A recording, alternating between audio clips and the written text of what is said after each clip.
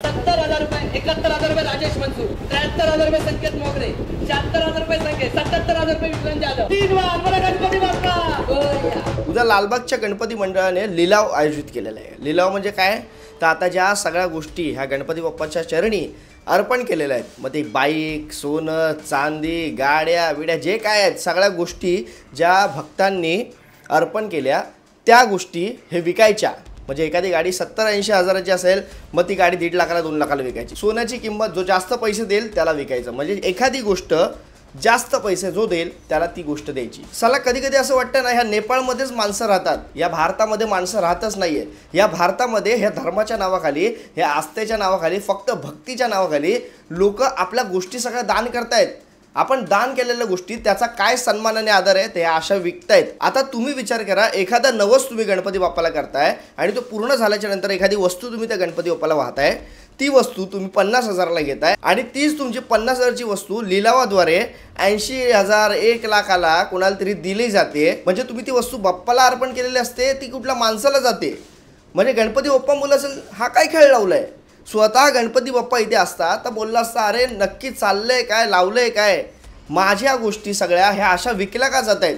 म्हणजे हे मला तुम्ही अर्पण केले ना, मग तुम्ही लोकांना का देताय. मला एक मित्र आता परवा माझा भेटला होता, तो काय बोलतो अरे लालबागचं मंडळ जे आहे ते लोक फक्त वर्षातून 10 दिवसच फक्त काम करत असतील ना. एक तर त्या लालबागच्या मंडळाविरुद्ध ह्या वर्षीच लोकांनी जो आवाज उठवला का तर बाबा रे एक आमचा उद्योगपती घुसला त्याच्यामध्ये म्हणून. आता तर उद्योगच झालाय त्या मंडळाचा. खुलेआम जाहिराती टाकतात की उद्या लिलाव आहे म्हणून आणि त्या लिलावाला या कशासाठी तर भक्तीचा प्रसाद घ्यायला म्हणून. आपण पण साधा भक्तिभावाने जातो आपले खिसे गरम करून आणि आपण पण काय जाऊन एखादा खिसा गरम करतो. अरे लालबागच्या राजाला ती गाडी आली होती ना, हा ती मी घेतली. हा कितीला 1.5 लाखाला. कितीची गाडी ती 80,000ची. हा मग तू 1.5 लाखाला घेतली, मूर्ख आहेस तू. अरे नाही मूर्ख काय, मी गणपती बाप्पाचा भक्त आहे.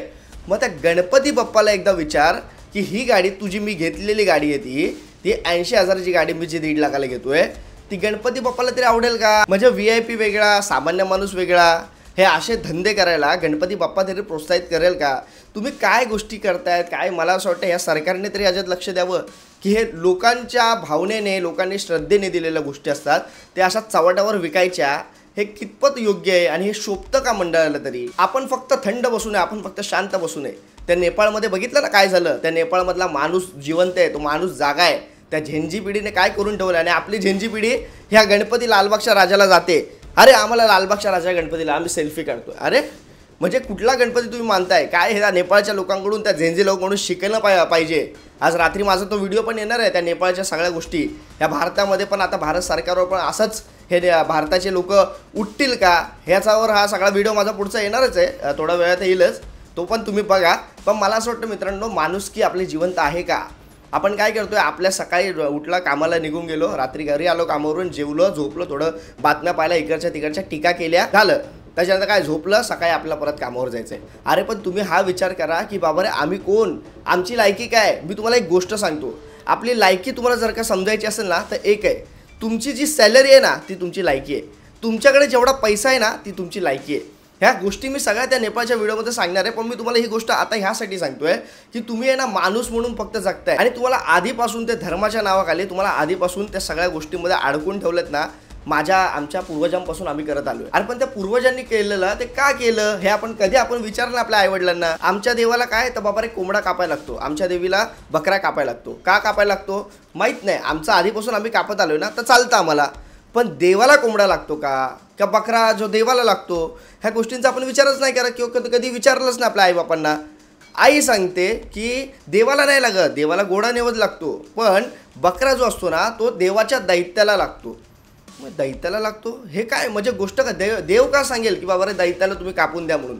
ह्या सगळ्या गोष्टी मला असं वाटतं छोट्या छोट्या गोष्टी आपण कधीच विचारल्या नाहीत. आपण आपल्या रूढी परंपरा फॉलो करत आलो आहे. आज बघितलं तर हिंदू धर्मच नाही तर सगळ्या धर्मामध्ये सगळ्यात चुकीच्या पण गोष्टी आहेत, ज्याने निसर्गाला, ज्याने पर्यावरणाला, ज्याने येणाऱ्या पुढच्या पिढीला ह्या आपल्याला ना भोगाव्या लागणार सगळ्या गोष्टी. आणि ते आपण मला असं वाटतं आत्ताच काही गोष्टी बंद केल्या पाहिजेत. त्याने खूप त्रास होणार आपल्या येणाऱ्या पिढीला. पण कसं आहे ना, आपण एखाद्या धर्माच्या नावाखाली जर का काय बोललो तर मग समोरचा माणूस काय बोलतो, अरे हा आमच्या धर्मावरच येतो. पण त्या धर्मातल्या गोष्टी चुकीच्या असतील, ज्या आपल्याला घातक असतील, आपल्या पर्यावरणासाठी घातक असतील, त्या गोष्टी मला असं वाटतं आपण सोडून पुढे गेलं पाहिजे. तो काळ, ती परिस्थिती एक तशी होती, त्याच्यामुळे म्हणून आपण ती गोष्ट करतो. आज परिस्थिती वेगळी आहे आणि त्याच्यामुळे त्या गोष्टी बदलल्या पाहिजे. आपण देवाला नवस करतो की देवा मला हे दे, मी तुला ते देईल.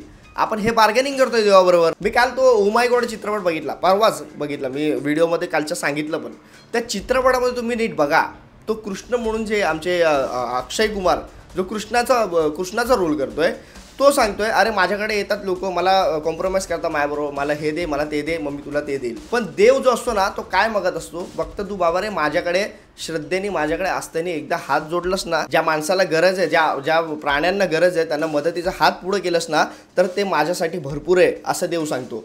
देव हे नाही सांगत की माझ्याकडे ये, अगरबत्ती लाव, माझ्याकडे ये, मला हे चढव, मला ते चढव, मला ते जाळ, मला हे कर. हे देव सांगतच नाही. पण हे कोणी सांगितलंय, हे कोण बोलतंय, हे कोण करतंय, आपण कधी प्रश्न विचारलेच नाही. आपण काय देवाला, अरे देवाला तुम्ही बोलताय की मी तुला हे देईन, अरे ज्याने त्या सगळ्या गोष्टी तुम्हाला दिल्यात त्याच्याच गोष्टी तुम्ही त्याला देणार नवस पूर्ण झाल्यावर. कितपत योग्य ह्या गोष्टी? मला असं वाटतं ह्या गोष्टीचा नीट खोलात जाऊन विचार करा. आपण माणूस आहोत आणि तो देव आहे ज्याने सगळ्या गोष्टी घडवल्यात, त्याला आपण ती गोष्ट कशी देणार? अरे त्याच्या बदल्यात तुम्ही असं मागा की देवा मला हे दे, मी ह्या माणसाची मदत करेन, मला हे दे, मी ह्या माणसाला एवढं देईन. ह्याला म्हणतात नवस.